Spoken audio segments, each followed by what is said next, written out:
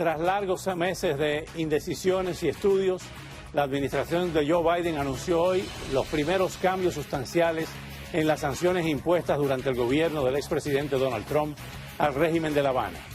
Las medidas enunciadas incluyen, entre otras, el restablecimiento de los vuelos directos a las provincias cubanas, el aumento del límite trimestral de remesas a la isla, la reactivación de los planes de reunificación familiar con mayor número de visas emitidas en la Embajada de Estados Unidos en la capital y la intención de facilitar el acceso a la Internet y a la iniciativa privada de los cubanos.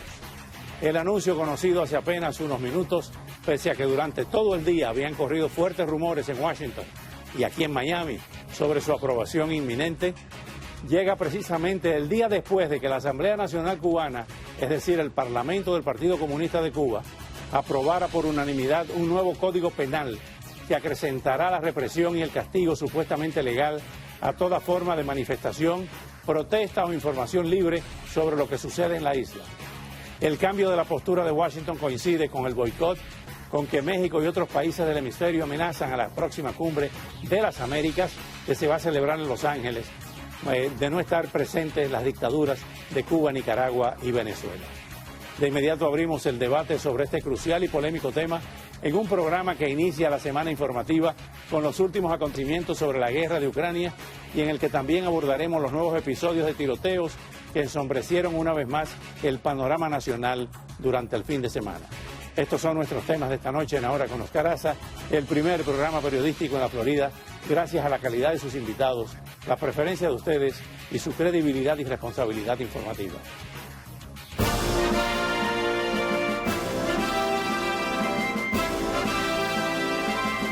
Ahora, con Oscar Aza.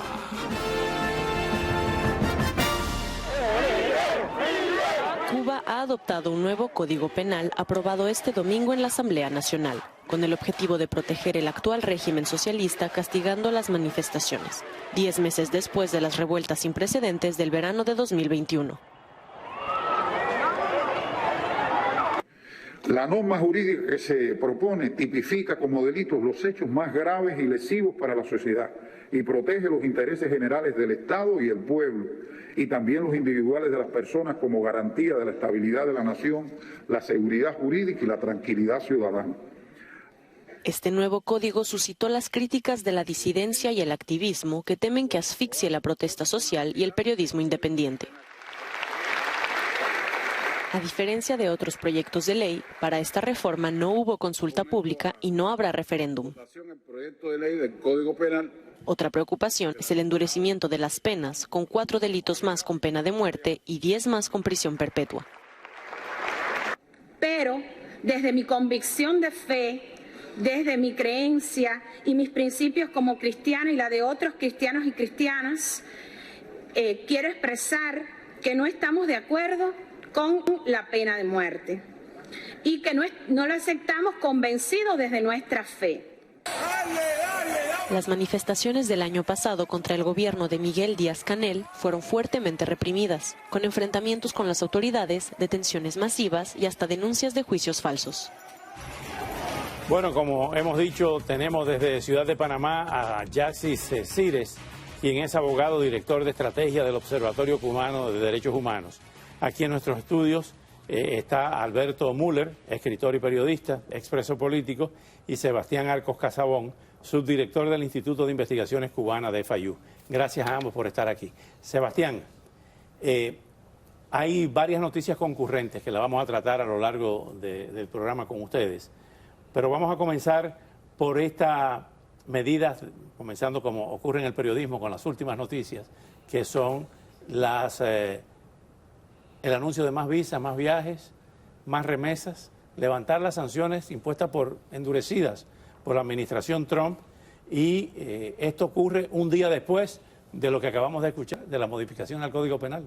Exacto, un Código Penal nuevo donde se han codificado decenas de delitos nuevos, 24 de ellos incluyen la pena de muerte, incluyen, por ejemplo, delitos que sancionan recibir fondos externos para lo que ellos llaman hacer actividades que van contra la Constitución. O sea, la intención que anuncia la administración Biden de ayudar al pueblo cubano es en realidad contradictoria con lo que va a producir. El régimen cubano aprieta la mano y la administración Biden responde abriendo la mano. Es completamente esquizofrénico, en mi opinión.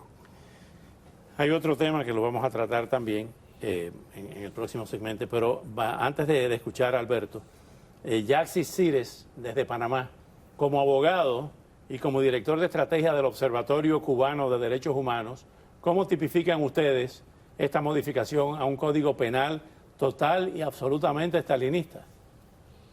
Sí, exactamente. Este código penal es más soviético que el anterior. Si bien con el anterior el régimen podía enviar a cualquier disidente a la cárcel, de hecho lo hizo, por ejemplo, con la gente que protestó en el mes de julio, ahora aumenta el número de delitos por los cuales puede llevar a la gente a la cárcel, incluido el ejercicio de derechos humanos, incluso algunos reconocidos por la propia Constitución. Ahora será delito, por ejemplo, manifestarse, siempre que no esté autorizado por el gobierno, emitir documentos que critiquen al régimen, será delito, bueno, cualquier ejercicio de derecho, por ejemplo, de la libertad de asociación o de reunión. Y como decía Sebastián, hablaba del hecho de recibir financiación desde el exterior, lo cual es un derecho de la sociedad civil, según dictámenes de Naciones Unidas. Hay un derecho a financiar la sociedad civil. Pues eso puede llevar a un cubano a 10 años de prisión. Por tanto, estamos ante un peligro para la sociedad cubana. Alberto, entre las cosas que dice la Asamblea ayer, donde estaba presente Miguel Díaz-Canel y Raúl Castro, justamente, dice que los impulsores de esta modificación la califican como garantista y actualizador, ya que el anterior de 1987 no contemplaba delitos medioambientales, la cibercriminalidad y la violencia de género. Pero la realidad es que lo que decía el doctor Cires y lo que decía Sebastián, todo aquel que proteste o que escriba, ahora mismo corre, la prensa independiente corre un peligro tremendo, ¿o no? Bueno, una de las medidas, Sebastián lo mencionó, ¿no? Va directamente contra la prensa independiente, por ejemplo, el New York Times, Washington Post, ninguna entidad de redes sociales puede contratar a un cubano porque es mandarlo para la cárcel. Para mí lo más interesante y, por supuesto, lo más grave es que el régimen está demostrando algo que ya sabíamos, ¿no? Y eso, su marco estalinista nunca ha variado, pero ellos en estos momentos están como apretando ese marco a los efectos de hacerlo más duro con el reinicio de la pena de muerte. Es todo un mensaje para decir, seguimos aquí. Yo creo que ellos lo que están demostrando desde mi punto de vista es que ellos están muy asustados. Todavía el trauma del 11 de julio tiene al régimen castrista o al régimen cubano en una posición de temor. O sea, ellos evidentemente están atemorizados. ¿Cuál es la respuesta? La respuesta, en lugar de abrir, bueno, pues torturar a los menores, ya las Naciones Unidas han denunciado esa tortura, abusar de las mujeres, los periodistas, en fin, la represión aumenta con este Código Penal y, por supuesto, el señalamiento de la pena de muerte, yo diría que es lo más dramático, porque además ellos lo han hecho siempre. O sea, no es que lo estén haciendo ahora por primera vez, saben cómo hacerlo, han fusilado a más de 4.000 cubanos en 60 años. Entonces, es un régimen que su marco es ese. ¿No? Ahora lo están apretando porque están atemorizados, están debilitados. Y una de las sanciones del nuevo código es que tú no puedes insultar a un dirigente. Claro, va dirigido a Díaz-Canel. A Díaz-Canel, el pueblo de Cuba se burla de Díaz-Canel permanentemente y letreros en las paredes. Entonces, el que lo agarre, bueno, pues le echarán 10 años. Entonces, es una manifestación interesante para estudiarla política y psicológicamente, ¿no? El régimen está ante un callejón sin salida y lo que va es a apretar la represión, a fusilar, a encarcelar y, por supuesto, a seguir torturando. En un momento, precisamente, en que ya es imposible esconder los crímenes, lo estamos viendo en este momento, ya empezaron los primeros juicios, y es un tema que vamos a tratar más adelante con otro panel en el programa, por crímenes de lesa humanidad, por crímenes de guerra, como los que estaban ocurriendo en Ucrania. Pero código penaliza por completo la existencia del disenso en medio de las nuevas corrientes internacionales.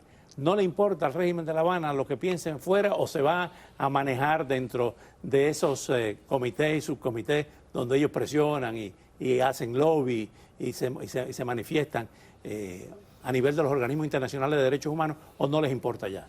Sí les importa, pero es un problema de prioridades. Y la prioridad del régimen cubano siempre ha sido mantenerse en el poder a toda costa. Entonces, es un cálculo de costo-beneficio. ¿Cuáles son los costos? ¿Cuáles son los beneficios? Para ellos, mantenerse en el poder es mucho más importante que, digamos, estar en la Comisión de Derechos, en el Consejo de Derechos Humanos de Naciones Unidas, si es que alguna vez las Naciones Unidas tienen la vergüenza de expulsarlo, que es lo que deberían hacer. El timing, en mi opinión, es desastroso, el timing de la administración, porque además viene apenas un mes después de la visita de una delegación cubana aquí a Estados Unidos para supuestamente tratar solamente temas migratorios. Y este anuncio que se hace hoy demuestra una vez más que el chantaje migratorio del régimen cubano, y esta es la 4ª vez que lo hacen, les funciona impecablemente.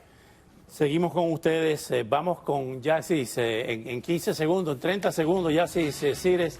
¿Qué piensa hacer el Observatorio Cubano de Derechos Humanos ante esta modificación del Código Penal cubano?